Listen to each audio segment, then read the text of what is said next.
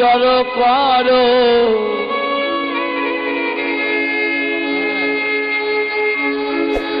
আমাদের ঘরে যাওয়ার সময় হলো, ঘরে যাবার সময় হলো, আর ভালো লাগে না, আরে ভালো লাগে না। শ্রীরাম পাল জড়ো কর ভাই, মাঠের খেলা আর ভালো লাগছে না, ঘরে যেতে হবে। পালো জড়ো করো শ্রীরাম,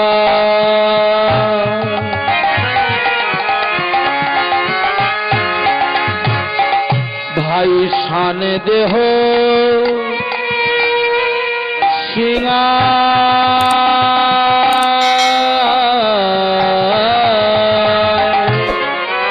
পালো জড়ো করো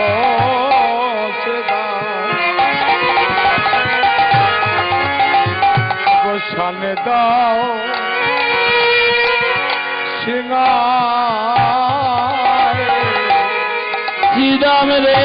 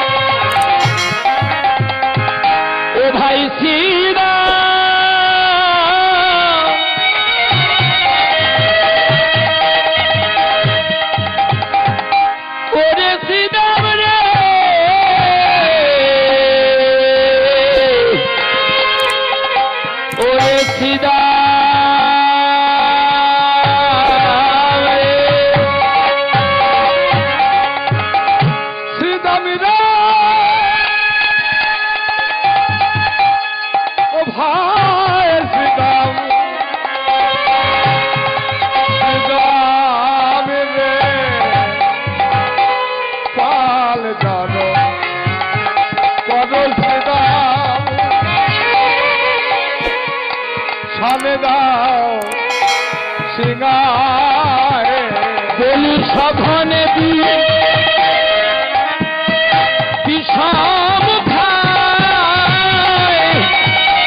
নাম করে মায়, বলি সঘনে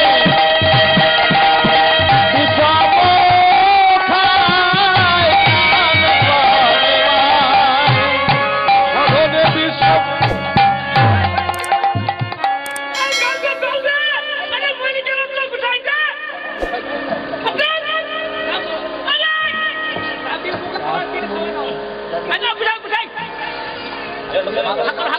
মাথায় দিন, মাথায় দিয়ে ঢুকাও। জল খাবে না, জল খা।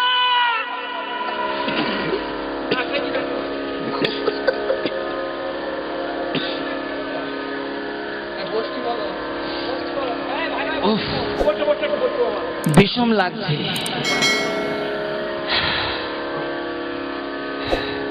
বিষম লাগছে কেন গো মা? এই বলো না, বিষম লাগছে কেন? বলি ঘরে মায়ে নাম করিছে,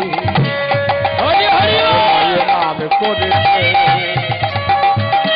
আমার ঘরে মায়ে নাম করিছে, আমার ঘরে মায়ে নাম করিছে, নইলে বিষম লাগিবে কেন,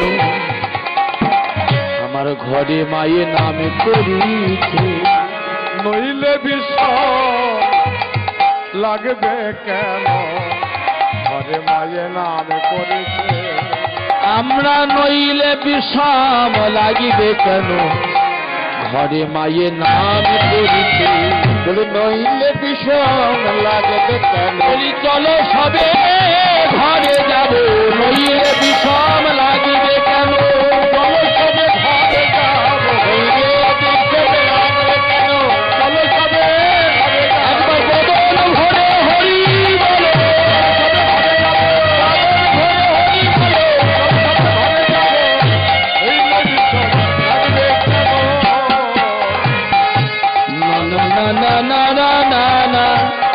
চলো যাই ঘরে, চলো যাই ঘরে ঘরে।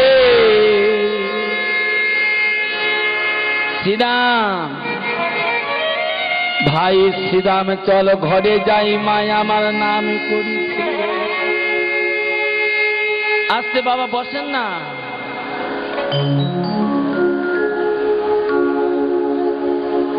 ভগবানকে যদি কেউ এতটুকু দেয়, আমার দিকে ফেরো মা।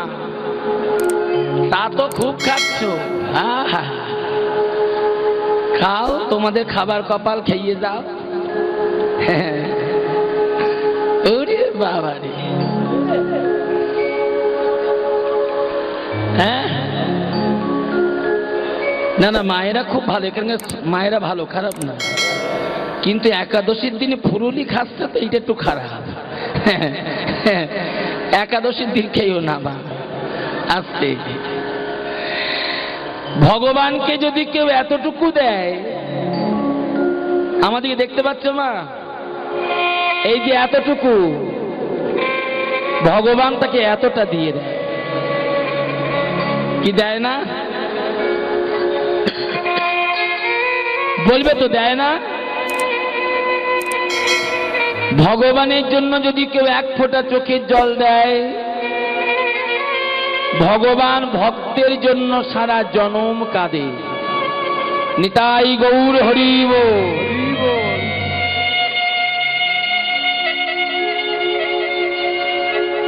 বলতো মা, ভগবান কাকে দিয়েছিল? যুধিষ্ঠির মহারাজ রাজসূয় যজ্ঞ করেছিল। যুধিষ্ঠির মহারাজ রাজসূয় যজ্ঞ করেছিল। সেই যজ্ঞে কারোর কিন্তু ভগবান কৃষ্ণের দিকে লক্ষ্য ছিল না। কি? সবার লক্ষ্য ছিল শিশুপালের মাথার দিকে। কেন লক্ষ্য ছিল বলতো? শিশুপাল যখন জন্ম নিয়েছিল, শিশুপালের 4খানা হাত হয়েছিল, 3খানা নয়ন হয়েছিল। শিশুপালের মা বসে বসে কাঁদছে, ভগবান তুমি আমার শিশুপালকে দিলে, তার 4খানা হাত 3খানা নয়ন কেন দিলে? বসে বসে কাঁদছিল বাবা। দৈববাণী হলো পিসিমা,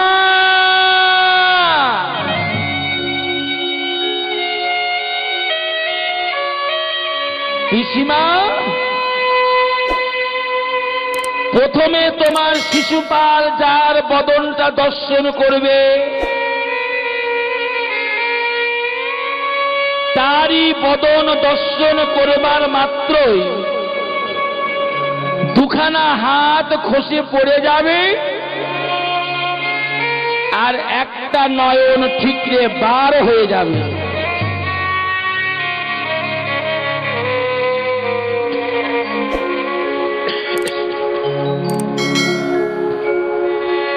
শুধু তাই না, তারই হাতে তোমার শিশুপালে মৃত্যু হবে।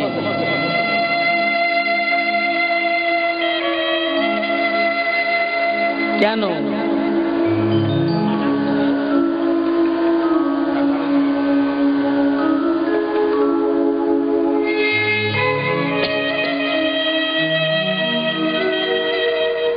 প্রথমে তোমার শিশুপাল যার বদনটা দর্শন করবে, দর্শন করবার মাত্র 2খানা হাত খসে পড়ে যাবে, একটা নয়ন ঠিকরে বার হয়ে যাবে। তাই না শুধু পিসিমা, তারই হাতে তোমার শিশুপালের মৃত্যু হবে। কে দাঁড়িয়েছিল জানেন? শিশুপাল প্রথম দর্শন করেছিল অনাদির আদি কৃষ্ণ ভগবানের বড়। নিতাই গৌর হরিব। যেই না ভগবান কৃষ্ণের বদনটা দর্শন করল,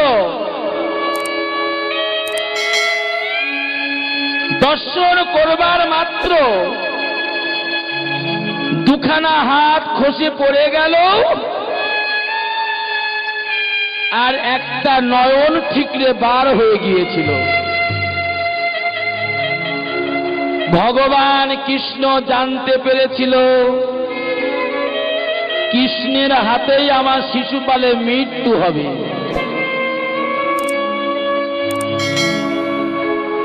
গ্রাম্য পিসিমা কৃষ্ণে পিসিমা করজোরে বলেছিল, বাবা কৃষ্ণ, তুই তাড়াতাড়ি আমার শিশুপালকে মারবি না তো? ও কৃষ্ণ, তুই তাড়াতাড়ি আমার শিশুপালকে মারবি না তো? কৃষ্ণ বলেছিল, পিসিমা, তোমার শিশুপালের 100 অপরাধ পর্যন্ত আমি ক্ষমা করব, 100 অপরাধের বেশি হয়ে গেলে আমি আর ক্ষমা করতে পারবো না। 100 অপরাধের বেশি কখন হয়েছিল জানেন? জানো বাবা? যুধিষ্ঠির মহারাজ রাজসূয় যজ্ঞ করল, ভগবান কৃষ্ণকে সভাপতি করেছিল, সেই যজ্ঞে সবাই মেনে নিয়েছিল, কিন্তু একজন মানেনি। সে কে? জোরে বলবে তো? শিশুপাল মানল না। শিশুপাল যখন মানল না, 100 অপরাধের অনেক বেশি হয়ে গেল। ভগবান কৃষ্ণ সুদর্শন চক্রকে ডাকল। সুদর্শন চক্র প্রবল গতিতে ঘুরতে ঘুরতে ঘুরতে ঘুরতে আসছে। যেই না সুদর্শন চক্র প্রবল গতিতে ঘুরতে ঘুরতে আসছে, ভগবান কৃষ্ণ সুদর্শন চক্রটা এই অঙ্গুলে ধরেছিল, কি তাই না? যখনই ভগবান কৃষ্ণ এই অঙ্গুলিতে সুদর্শন চক্র ধরল, ভগবান কৃষ্ণের আঙুলটা কেটে গিয়ে কৃষ্ণের অঙ্গুলি দিয়ে রক্ত ঝরে ঝরে পড়ছে। কৃষ্ণের অঙ্গুলি দিয়ে রক্ত ঝরে ঝরে পড়ছে।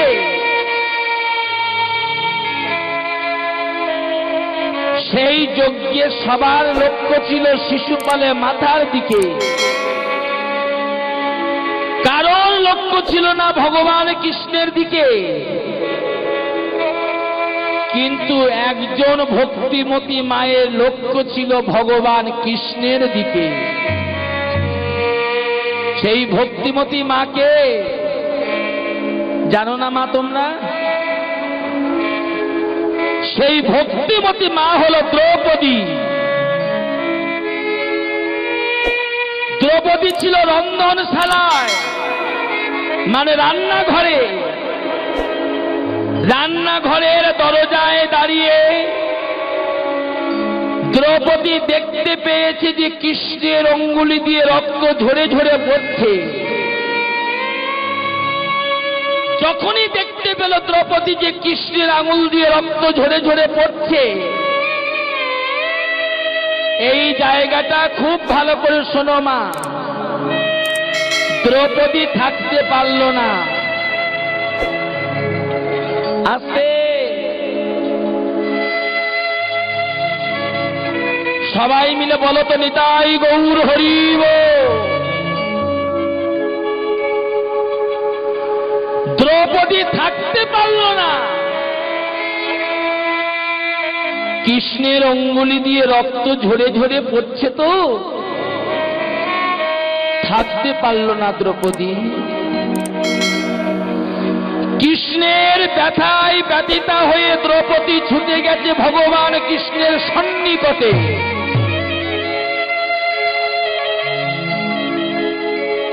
সখা, তোমার অঙ্গুলি দিয়ে রক্ত ঝরছে সখা। ভগবান কৃষ্ণের আঙুল দিয়ে টপ টপ করে রক্ত ঝরে ঝরে পড়ছে। দ্রৌপদী থাকতে পারল না। মায়ের আমাদিকে লক্ষ্য করো মা। দ্রৌপদী কি করেছিল জানেন? নিজের কাপড়ের আঁচল থেকে এতটুকু বস্ত্র ছিঁড়েছিল। ছিঁড়ে নিয়ে কৃষ্ণের আঙুলটা ভালো করে বেঁধে দিল। যেই না কৃষ্ণের অঙ্গুলিটা বেঁধে দিয়েছে, সঙ্গে সঙ্গে ভগবান কৃষ্ণ দ্রৌপদীর হাতটা চেপে ধরে বলেছিল, দ্রৌপদী,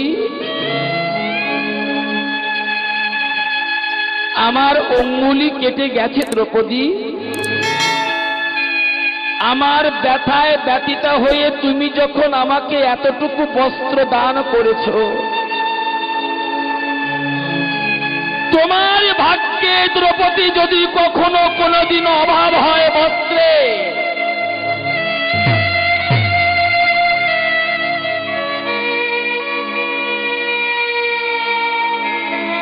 যদি তোমার ভাগ্যে কখনো কোনোদিন অভাব হয় বস্ত্রে, তুমি যে আমাকে এতটুকু বস্ত্র দান করেছ দ্রৌপদী, আমি তোমাকে কথা দিলাম তোমার হাজার হাজার বস্ত্র নিতাই গৌর হরিবল বলে দান করে দেব।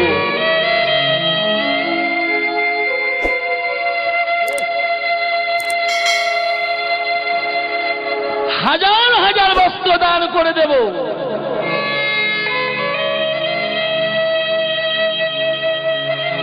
কখন দিয়েছিল? কখন দিয়েছিল মা? দুঃশাসন যখন দ্রৌপদীকে বস্ত্র হরণ করলে,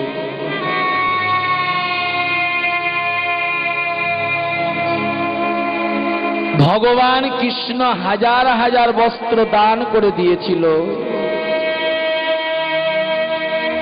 দ্রৌপদী নিয়ে নাও, যে আমাকে এতটুকু দেয়, যে আমাকে এতটুকু দেয়, আমি ভগবান সারা জনমটাই তাকে দিতে থাকি। যে আমার জন্য এক ফোঁটা চোখের জল দিয়ে কৃষ্ণ বলে গোবিন্দ বলে কাঁদে,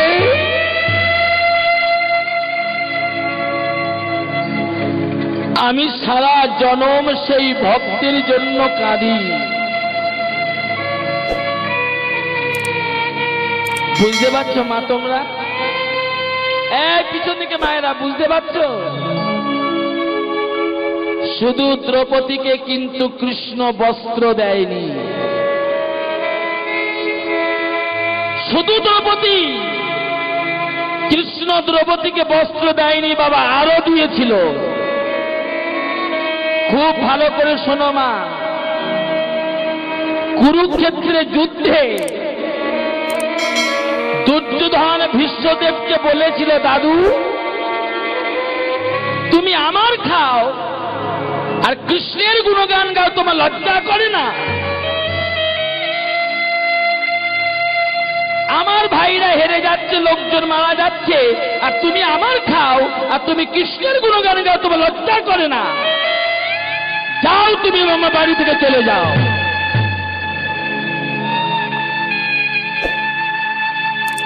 ভীষ্মদেব বলেছিল, দুর্যোধন তুই আমাকে খাবার ফোঁটা দিলি। মায়েরা এসেছে তো কীর্তন হরিবাসরে, কুরুক্ষেত্রে যুদ্ধে যতগুলো তীর মেরেছিল বিপরীত দল কৃষ্ণের দিকে,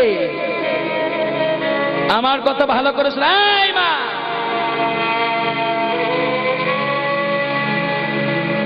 যতগুলো তীর মেরেছিল কৃষ্ণের দিকে, একটা তীর ভীষ্মদেব কৃষ্ণের গায়ে লাগতে দেয়নি। নিতাই গৌর হরি বল।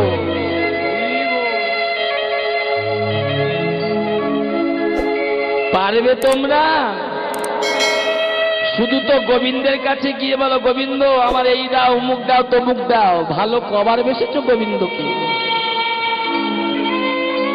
একটা তীর ভীষ্মদেব কৃষ্ণের গায়ে লাগতে দেয়নি, কৃষ্ণের দিকে মারছে, আর ভীষ্মদেব পক্ষ পেতে দিয়েছে। ব্যথা লাগে যদি আমার গায়ে লাগুক, আঘাত লাগে যদি আমার লাগুক, আমার গোবিন্দের যেন কোনো ব্যথা না লাগে।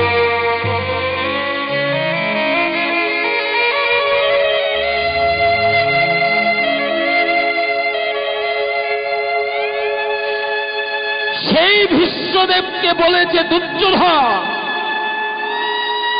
আমার তুমি খাও আর কৃষ্ণের তুমি গুণগান গাও, তুমি দূর হয়ে চলে যাও।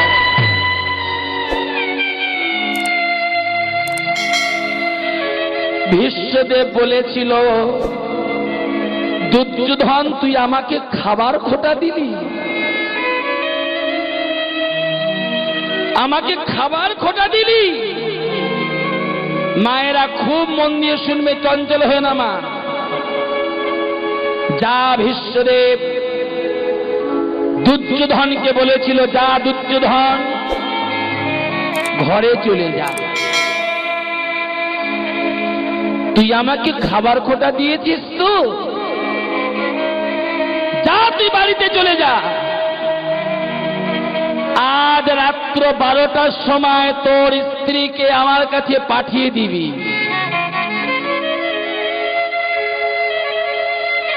কটার সময় বলেছে মা? জোরে বলো। রাত 12টার সময় তোর স্ত্রীকে আমার কাছে পাঠিয়ে দিবি। ভীষ্মদেব দুর্যোধনের স্ত্রীকে আসতে কেন বলল? রাত 12টার সময় যখন ধ্যান নেত্রে পদ্মাসনে বসে থাকবে,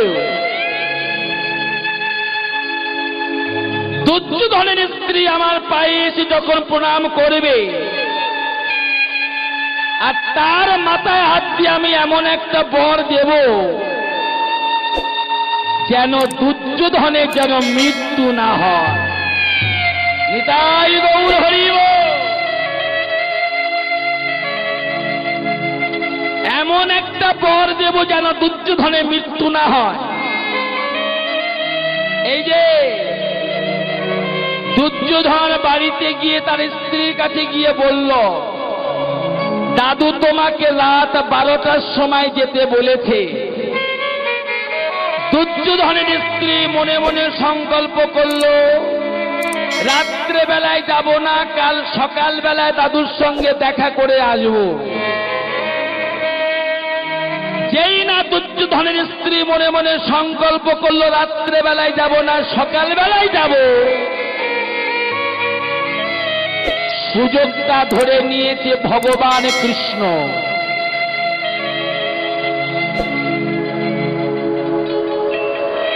রাত 12টার সময় ছুটতে ছুটতে গেছে কৃষ্ণ দ্রৌপদীর বাড়িতে।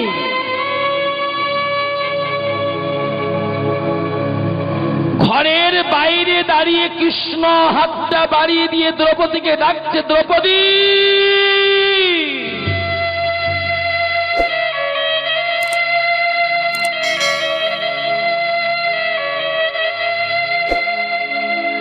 তাড়াতাড়ি এসো দ্রৌপদী।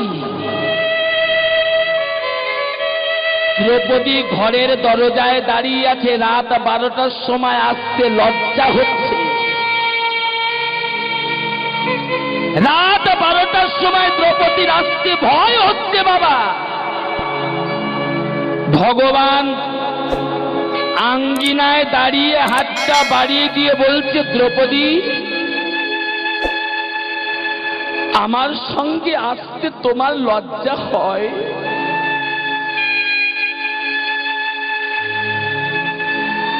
আমার সঙ্গে আসতে তোমার ভয় হয়? দ্রৌপদী এসো,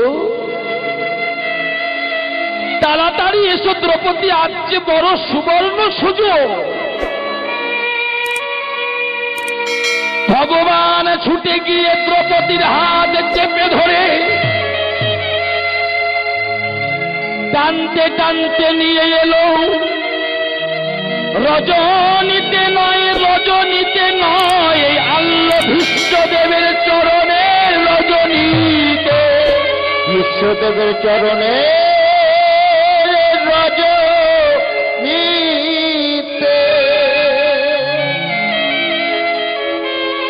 দ্রৌপদীর হাত চেপে ধরে টানতে টানতে নিয়ে এলো। কার ঘরে দরজায় মায়েরা? এই মায়েরা বলো, জোরে বলবে তো। ভীষ্মদেবের ঘরের দরজায়।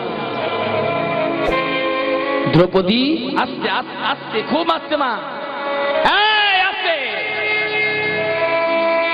দ্রৌপদী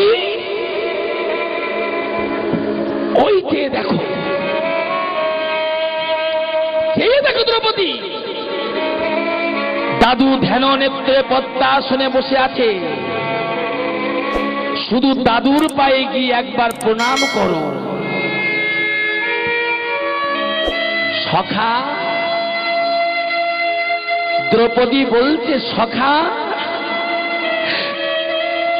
তুমি তো আমাকে যেতে বলছো সখা, আমার পায়ের পাদুকা দুখানা রইল কৃষ্ণ দয়াময়, তুমি একটু দেখো। নিতাই গৌর হরিব।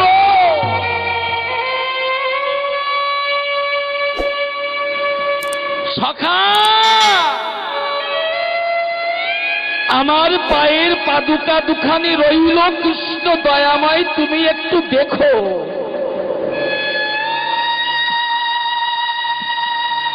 পাদুকা দুখানা খুলে রেখে দিয়ে দ্রৌপদী যেই না ভীষ্মদেবের মন্দিরে চলেছে, ভগবান কৃষ্ণ দ্রৌপদীর পাদুকা দুখানা কোমল করে তুলে নিল। কেন তুলে নিয়েছে মা? ভগবান মনে ভাবলে, বিশ্ব জগতে সবাই তো আমার চরণ ধরে কাঁদে, আমি তো কোন ভক্তের চরণ ধরে কাঁদিতে পারি না।